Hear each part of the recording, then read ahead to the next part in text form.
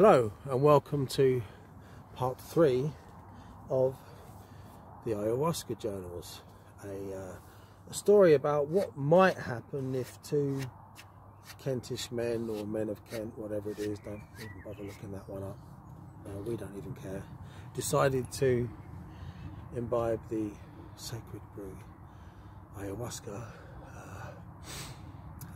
at least 5 times. So I've made some notes. We shall carry on in part 3. It's funny to think that when I began the first video I was like, oh, I might do a part 2. It's like as we started chatting we realised this is going to be a multi-part thing. Who knows how long this will continue, who knows how long the fun will continue, but this part 3 will begin, or rather will carry on with the subject of extinction. But before we get there, I made some notes for things to mention. First thing is, if we accidentally mention each other's other names, that's fine. Do you realise how difficult it is? Like when you're used to calling someone, you know, one particular name, and then you sit down to record, and then you've got to remember to use another name that you. It's okay. We'll leave that in if that happens, and it has happened at least once already. That's fine. And I'm getting to the stage now where I shall put my other name to this channel very shortly anyway, with a future upload, and all in good time, all for good reasons. The magical and the mundane becoming one. The magical and the mundane becoming one, the fusion of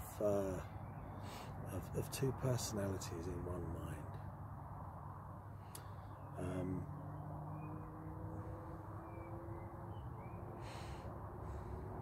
Yeah, so that's names. The other thing is, this year 2018, where the Ayahuasca journey begins, this is the same year that I worked through the Triathemius system, the 7 planetary angels, and it must have been them. These processes were going on at the same time, so it's worth bearing in mind that this is a very special year for 2 major reasons. That's worth just mentioning, because these threads, you know, do weave in and out of each other. And I also mentioned that the first video that myself, Broderick Wallace, and Samuel Connor appear in on this channel is actually number I forgot what was it, 31. I just looked at it. Come on, memory training. 31. Yeah, it was 31. I'm sure it was 31, which is called The Goddess of Bluebell Hill. So that's worth a watch if you haven't already. And right, so extinction. Let's go back to the notes, to the first Ayahuasca session of the 7th of January. So this subject of extinction. Now, I've talked already about the concern that Butterknife had over the fact that we are her children and we're killing the planet, thus killing ourselves, thus killing her in the process, and everything we think that means. There was another question that was raised towards myself as the Oracle, which was, will mankind make it out into space? And the answer was kinda, but not very far. So basically the answer was, we will make it out into the solar system. In other words, we will make it out to you know, to other planets, probably meaning further than the moon, but we won't go beyond that point before we go extinct, and extinction is inevitable. So anything you would like to add? No. On those points? But you see, this, yeah, I mean, this, it's a bit like, this reminds me, you see, facing our own inevitable death, but understanding that we engender something which will carry on, that we grow a soul, basically. I think this happens on the meta level as well with mankind, and this would tie in with the the Jungian collective unconscious, that kind of thing. So it's a bit like, as I was saying, we realise that our end has to come at some point, but it needs to be an appropriate end. And this is interesting as well from the point of view how paganism kind of butts heads with transhumanism, and I've already expressed on this channel that I find the whole idea of transhumanism ridiculous and disturbing, and this question of artificial intelligence, there is the notion that artificial consciousness is implied by this term artificial intelligence, but artificial consciousness is not technically, it's not possible. There will not be there won't be an I inside the machine, but this does get complicated by the subject of animism when we apply consciousness to the whole of reality, which again brings up the idea of the homunculus. So it's an interesting question, but principally speaking, we are born to die, and this death is, I wouldn't go so far as to say it's an illusion, but it's part of a process. So as practicing spiritual people, we live with this this belief, so we're not too fazed by that answer.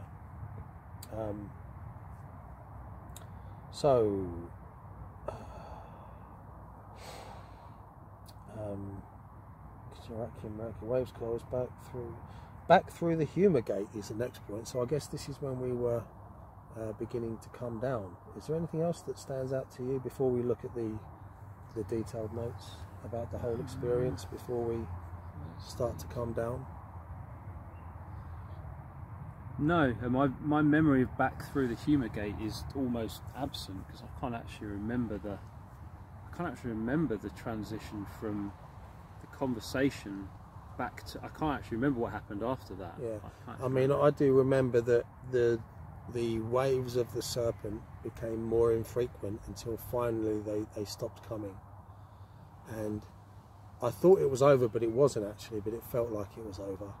And then we started having a bit of a laugh and a joke, because we just had this fantastic, you think about this amazing journey that we'd been through, and the Amazon was all around us, but fading. The animals, the spirits, the intelligences, all the things that we'd seen and experienced. It was beginning to wind down, but there was a feeling of release and healing, which carried on for many days afterwards. We'll get to that. So I guess we started having a bit of a laugh, and then we're like, yeah, let's crash out. So obviously you were kipping around my place, so we're both kipping on the floor in the old terraced house.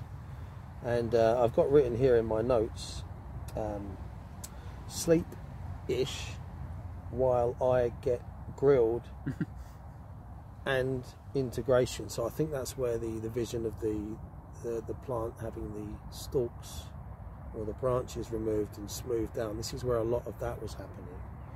And I'm not going to take the risk and say what I think, which healing process that was, because there are memories of encountering Amazonian Indians in visions and things like this. It was really quite bizarre. So we'll just leave it there with the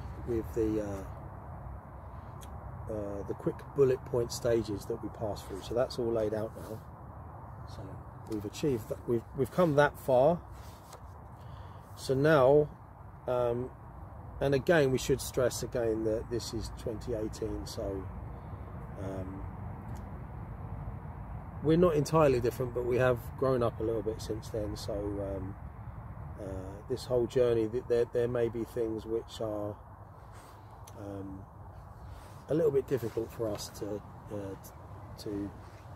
live through now if we were forced to see that as representation, but it's a journey. So William will remember. We've been through that. It said that I will remember most things, but what I think Butter Knife meant was William will remember because he'll make a record. Like she knew that I would make a record. Visions, octopi, big mother snake, love, love, love, memory, rowing. Oh, I encountered a memory. Oh, this is an interesting point to bring up. I relived a memory. I had a really strange, this actually makes sense now. When I was in my early 20s working as a security guard, we used to do 1 day a week in an office block behind the desk, and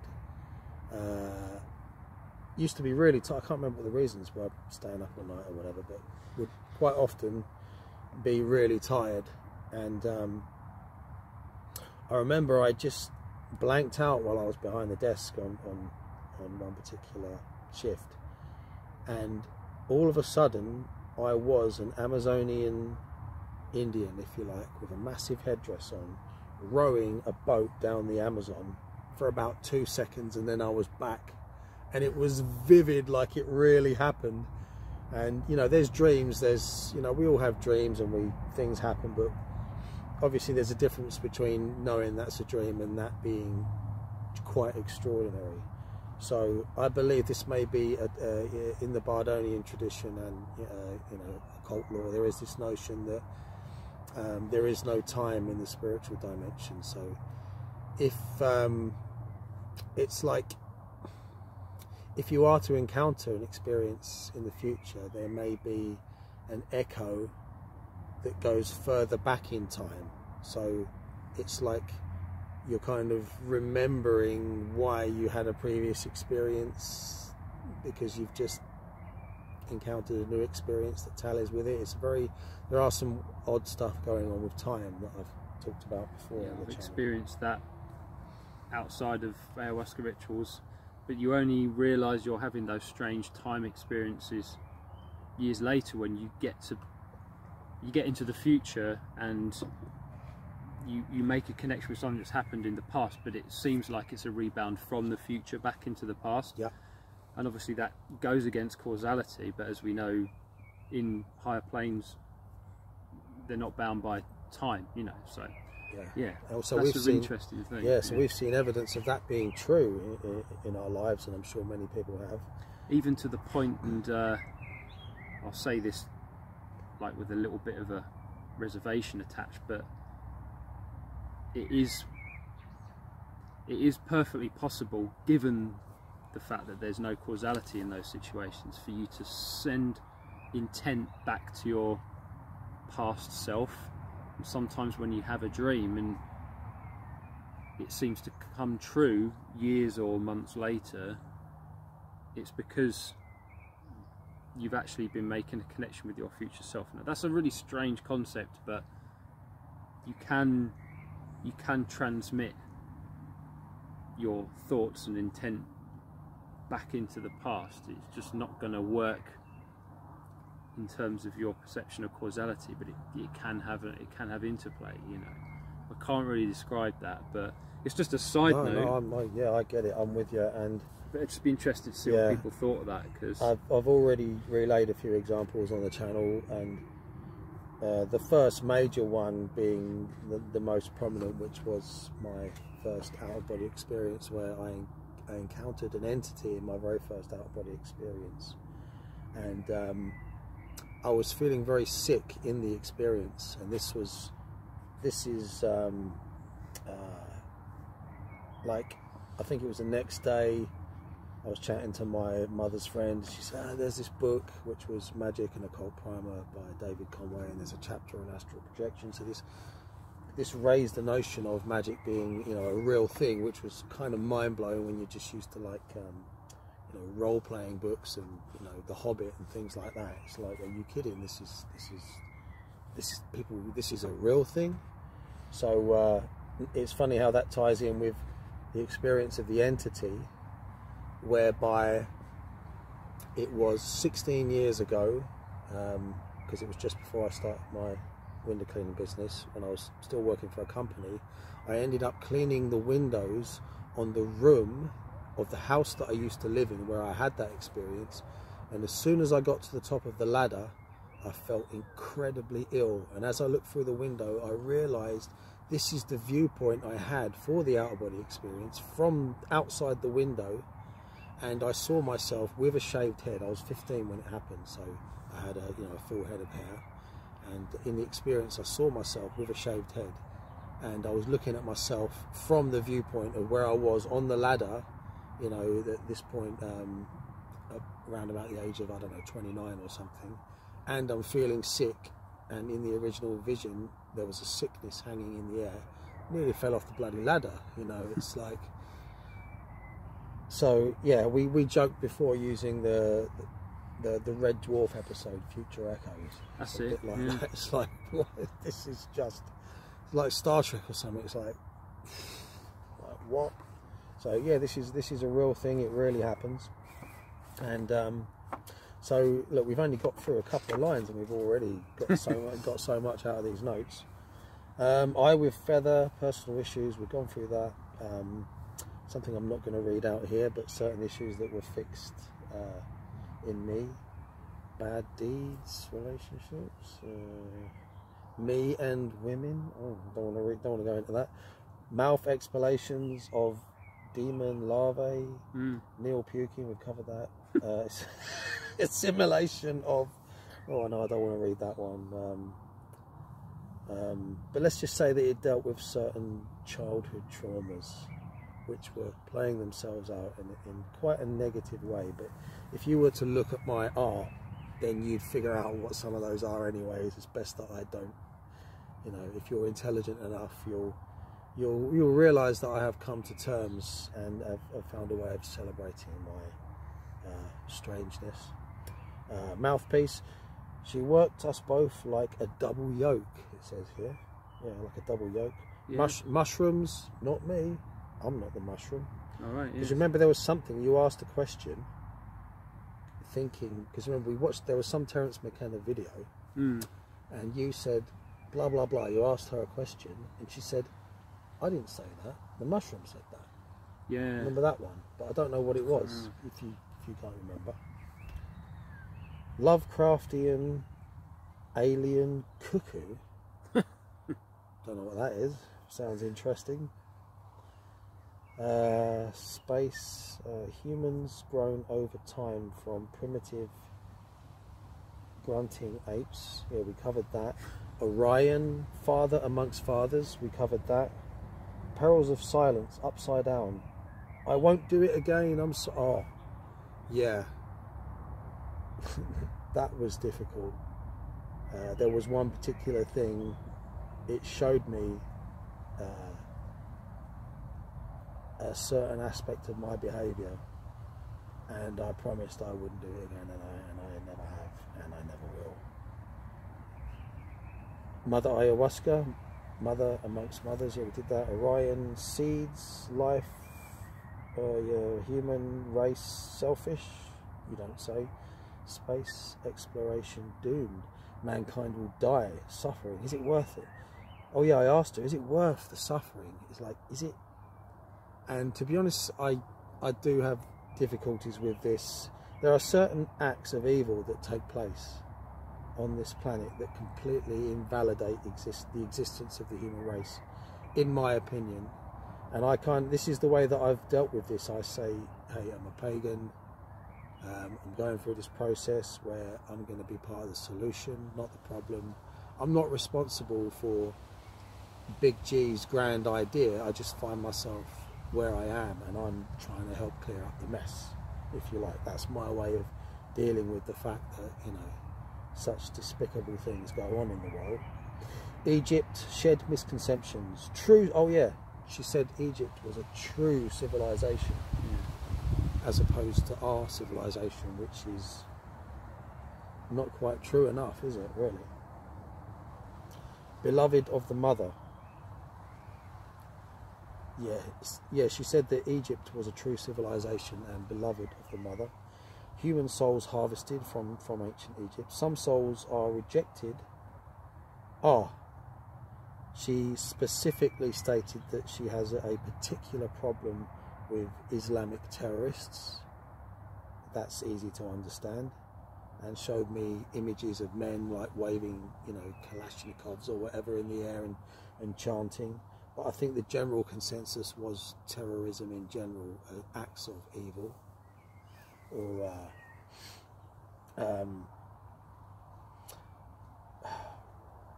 that certainty whereby a group thinks that what they want to achieve is so justified that it involves a kind of, you know, you can't make an omelette without breaking a few eggs, collateral damage.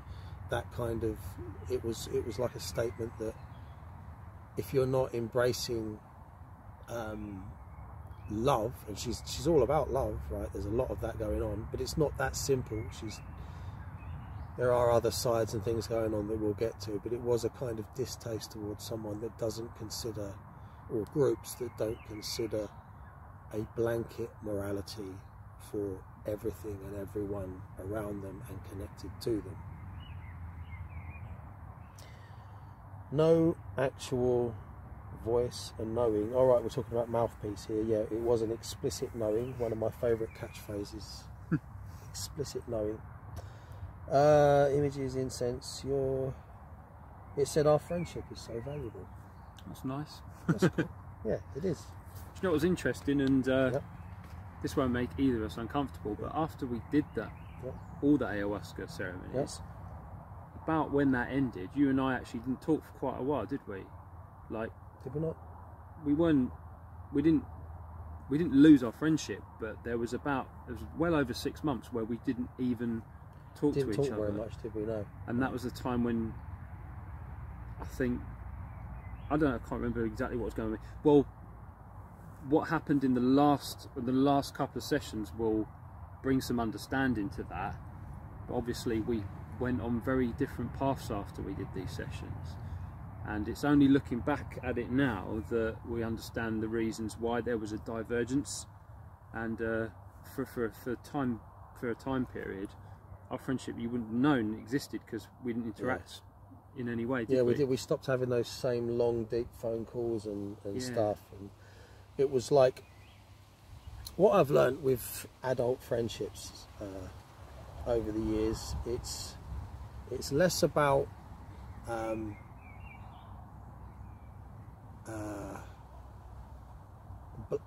it's less about a blanket consistency, and there's always, you probably know what I'm trying to say, like there's always going to be periods where you're kind of, you see, adult friendships require that you're on the same mission, doesn't it, in a way? Yeah. Because otherwise, what have you got to talk about? So like our friendship, first of all, is based around music. All my old friends, most of my friendships over the years, before I, joined the magical order, were about music. That's how I made friends. That's how I could relate to people. And so, obviously, Mr. Conor was one of those friends. He's a drummer, so he was a drummer, like I was a rhythm guitar player and singer. That's how our friendship started. But you see, if it wasn't for the fact that I was having a resurgence of an interest in magic, and that really appealed to him, we probably wouldn't have had much to talk about, we wouldn't have stayed friends. So that kept us chatting, and then eventually, discovering Terence McKenna online, and I introduced him to Graham Hancock and other bits and pieces. But this is all right up his street, he's into it. So there was a transference of music being the mainstay to other subjects, which are, you see, music, it's with you lifelong, don't get me wrong, but as a musician it tends to be something that peters out in its intensity as you get into middle age. But if you're interested in spirituality, that's something that's eternal, if you like. It has more longevity in terms of having things to actually talk about and share. So it's not unusual for people to not have anything to talk about for a little while. I don't think that's unusual. No. But if you're on the same wavelength, sooner or later you'll come into resonance again. The planets will come around again.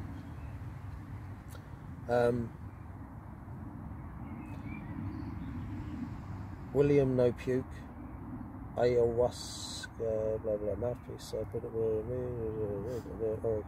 preparation, room, low light, blankets, camera facing across room, other side, 2 cups each on the tray, incense, Western magical model in our minds, tried to clear expectations.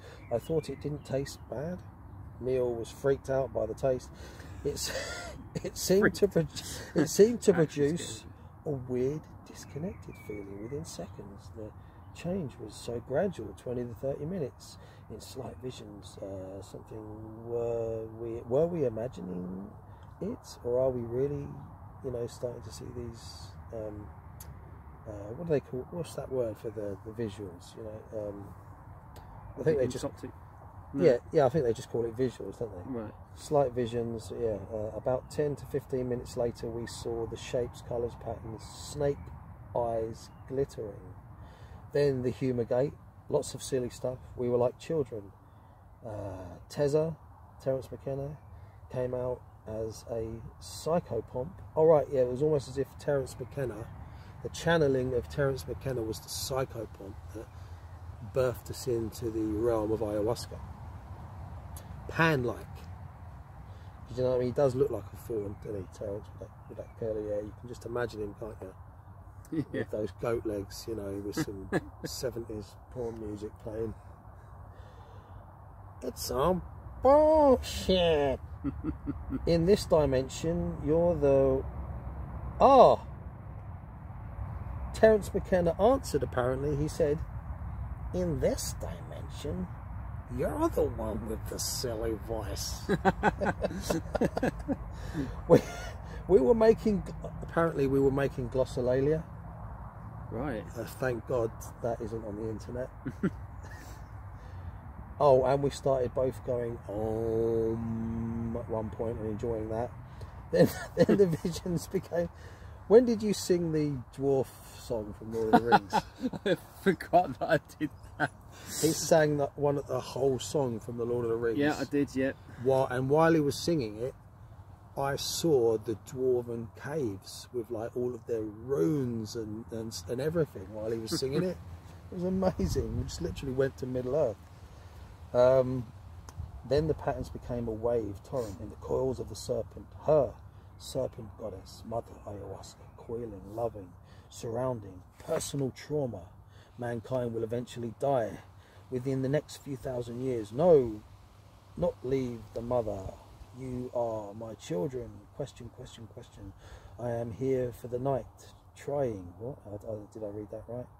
What I am doing. The bard got a few... the bard got... We asked her about Terence. She said, the bard got a few things right.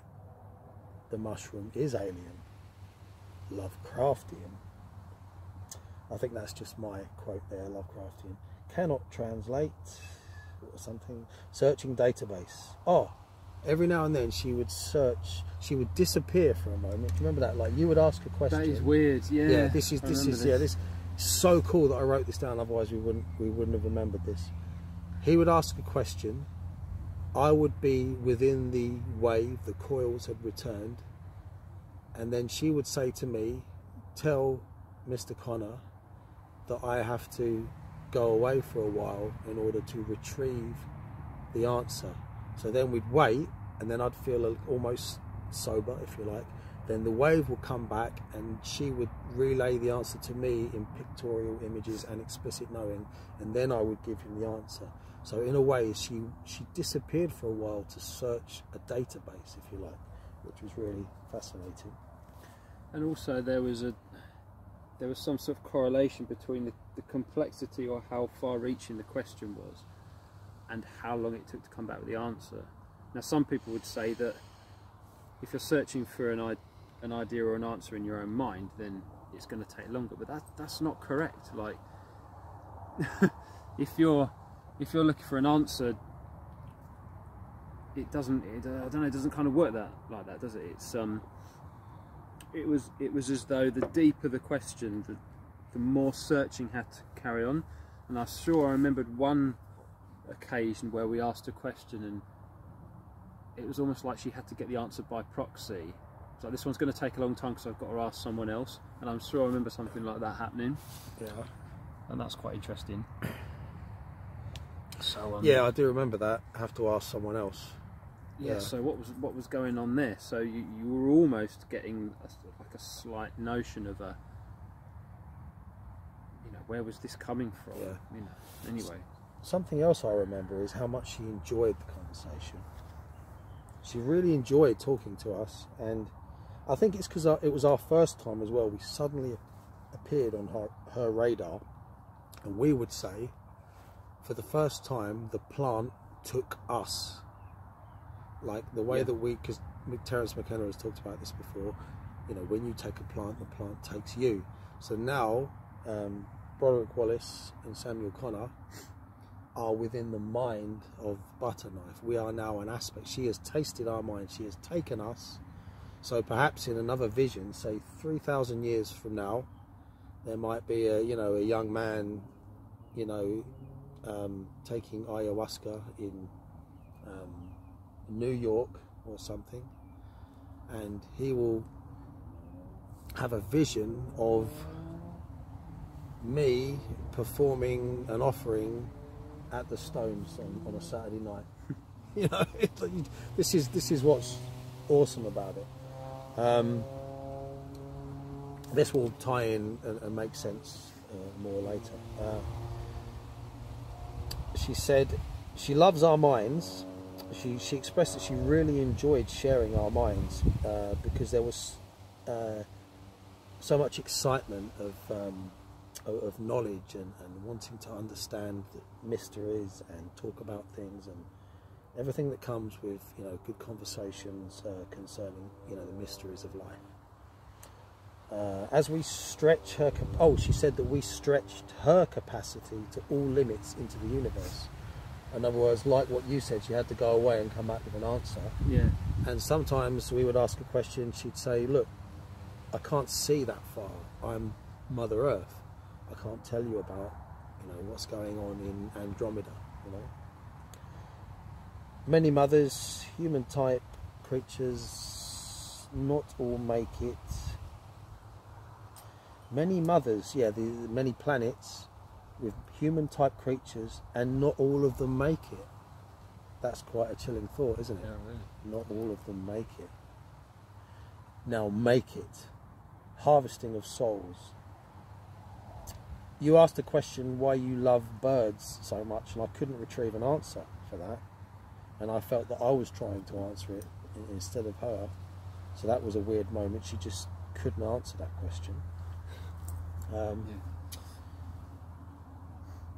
But she did say the god of all birds is very fond of you. The birdie god is very fond of Samuel here. I will retreat and come back on the next wave with answers. Coils. Just says love there for no reason. Will not scare. Uses something face sometimes. Insights into the uses. Will not. It's talking about her using someone else's face sometimes. Insights into the female mind. Yeah, she was giving me insights into the female mind. I do remember some semblance of that. She was like an excited little girl, and sometimes like a mature woman, so wise. Sometimes like an old woman, and sometimes her love was neurotic. Like she wanted to hang on to us, like she wanted to really be a part of our lives and to leave something behind, etc. That there was something that she needed or appreciated, and we felt the same, let's be honest. Love and protection. She is concerned with the planet and babies. Don't leave, don't leave. But soon Mother has to let go. Oh, this is saying she doesn't want to let go of humanity, but one day she will have to, because we will fly the nest. But this doesn't necessarily mean space travel, does it? Come on, get your thinking shoes on. It means something a little bit more than constantly wanting more material things. It means actual evolution. This is what, you know, real maturity is. you know, even as I say that, I always tend to qualify those kind of statements, but there is a certain need to, you need to have a foot in both camps, if you know what I mean. But that's kind of obvious, really. Some souls are cut off. What's this? Nearly me. Oh, she says some souls are cut off from her because of their bad deeds, and I was nearly one of them, apparently. Oh God, that actually makes me feel quite stressed just reading that again. Coils retreat. We go back through the humour child gate. And sorry if I'm hogging it all at the moment, but I'm having to read out these notes, so just butt in if there's anything you want to add, because we kind of do want to wrap up the first one, don't we, at some point? So, although there's no rush. The humour child gate process is of child love teaching. Mother will scold with love. I won't do anything like that again. Blah blah blah. That's me. Oh, and it mentions someone's name. Someone that, let's face it, they had it coming, but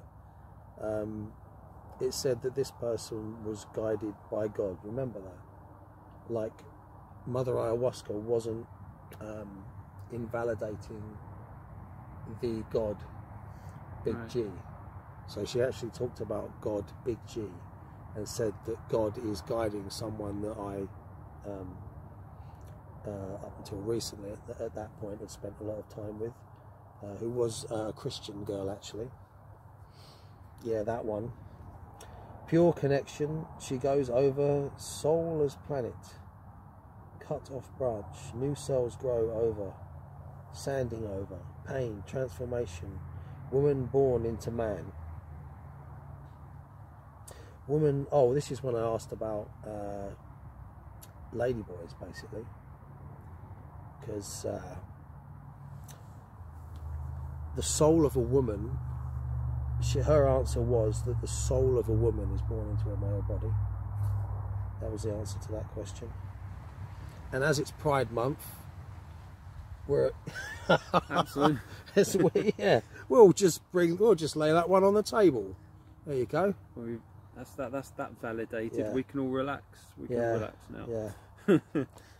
You know, well, I think the reason I asked this question was because I hadn't at this point, but it was, I had a kind of relations on the internet, but it was the following year that I actually had a relationship with a transsexual. But I just say ladyboy because I don't care about all that, you know, speech police crap.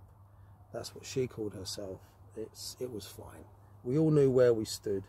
Everything was fine. So I must admit, I was always fascinated by the mindset and how that works spiritually.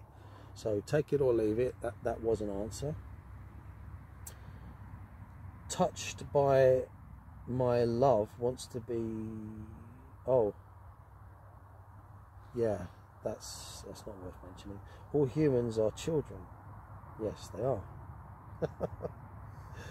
Bitterness, sorrow. There's me feeling guilty about things again. This is all a long time ago, though. This is all water under the bridge. It's fine. But like I said, we would come across certain odd subjects here, and we have already. Kill what? Synchronicity leading up. Rabbits? Jets. Mothers. She is within me. Dee and Kelly. Broderick and Samuel. Oracle of Delphi. Like the Oracle of Delphi. Searching body for illness. Oh, we covered that. Lump under tongue. Oh, I don't know what that was. That didn't turn out to be anything, I hope. Neil gets all clear from me. I turned around to you and said, you've been given the medical scan, you're fine. Yeah, that was interesting. I had one. Something there that's too personal to Mr. Conor for me to read out here. Just between us two. Something that Neil had to go through that I was aware of at the time, because we were, you know, very close as the double yoke. We sometimes had to experience each other's healing trauma that we were going through. Right, we've got a page and a half left of these notes. Obviously butt in anytime you want. Yep. I am reconstructing neural pathways in actual physical reality in order that she can make contact again. I have also left a way in, back in, always with you, surrounding in coils, non-invasive, on the edge of, when called. Smoke if it helps you. We were smoking electric cigarettes, weren't we, that night? And we're both clean now, you'll be glad to know. Yeah, because smoking nicotine is actually quite a good precursor for having the ayahuasca experience, and if you were carrying this out in a typical shamanic situation, it would be something that shamans would do a lot. They would really load up actually on tobacco, so it just worked, you know, it worked. Yeah, and there's a note here, it says, "This is amazing. There is another independent entity in my head." Something about ceremony, shaman. We were serious. You don't need to go to the Amazon. We were fit and ready for it. It gave us a magical experience. It loves our minds. It had the quality of an angel. Kit's Coty? Question mark. I think there were questions raised about Kit's Coty. Yeah. I think the answer was that it is a spiritual nexus with so much going on. It's a liminal space where there's a lot of spiritual activity going on at that place. That's what I remember the answer being. Yeah. Download complete by, it mentions something that we dealt with before concerning Raphael that we'll not mention here. But it does say that this entity was involved with us in some way, which was confirming for us, or at least, you see, when we use these terms, we understand that Raphael is using one particular cultural lens. We see Raphael as being much wider than merely the name. Wisdom knows when to speak. There are multiple spirits, ancestors at Kit's Coty. Oh, here we go. It's a portal, nexus. It was mutual respect, love. She is wonderful. I love her. I think that's me talking about butter knife there. I do love you. The truth of my words is in their validity. In every vagina there is a penis. I think that's when I had a vision of a flower, you know, when you see the bits poking out of a flower. Yeah. So there you go. Let's make a meme out of that one, stick it on Facebook. After reconstruction of neural pathways, I am on the edge of your mind, respectfully, like a vagina, excited and aroused by your mind. She's saying that I made her wet, which I love. I didn't go through these notes. I probably should have done before we press record. Sorry about that. Anyway, back to the sensible. It's all, look, this is just life. I wouldn't have read that one out if I'm trying to catch them before I read them. It's too late now. I don't have editing software. That'll have to stay in. I will be. Oh no, I'm not going to read that. The droplets. Yeah, you can stop now. Yeah, you can stop there. Yeah, but I want to read that because okay. It says the droplets of vaginal fluid like pearls of wisdom. That's a beautiful line. It does actually make a lot of sense, you know. And you know, like women say they're turned on more by minds than bodies. Yes. That is a meta goddess version of that. Well, not all women say that. Well, they don't say it to me. The oracular, miracular. That is the first session. Yeah. Dealt with. For posterity. Now, obviously we've tried to make that entertaining and we've enjoyed it, and that should have come across. But we're serious about, you know, the truth of what we went through, and we've tried, you know, we have been honest with ourselves and as scrupulous as possible. And we think that it's important to make a record of those experiences, not just because of the experience or experiences, because there'll be more. We're going to detail 5 ayahuasca sessions. That was the first one. and there's particular standout moments. It shouldn't take, you see, the other 4 are not going to take as long as the first one, because the first one was mega, it was awesome, it was, but there are very important factors concerning the other 4, and it should tie into the main thread of the channel and the message of the channel. And it's impossible to, I mean, put it this way, like I've said before, too busy living it, kind of got to get it down. If I spent too much time editing and trying to word everything perfectly, and then, well, I just haven't got the time, especially you know, taking, you know, daily practice into consideration, and the writing that I've already began and will continue to do. So you have to make decisions with your time, but I think that was worth laying down. And anything you want to say, Mr. Conor? The date of the first ceremony, did we happen to make a note of the astrology? So it is worth mentioning just a little mention on astrology, because okay, we did select the date for a particular reason, and I need to go back and double check now, because again, memory does fade. But there was definitely, I think definitely back in those days, not so much these days, but I wouldn't do anything, any operation or anything that required that sort of interaction without making sure the astrology was favourable. So we did pick that date, and there was definitely favourable aspects between the moon and, from what I can remember, Jupiter and Mars, and we actually added our own Western magical kind of introduction. We made a little bit of a ceremony. We did, yeah, we did. This is why we believe that the results were so magical with the whole John D. Edward Kelly style thing that happened. Yeah.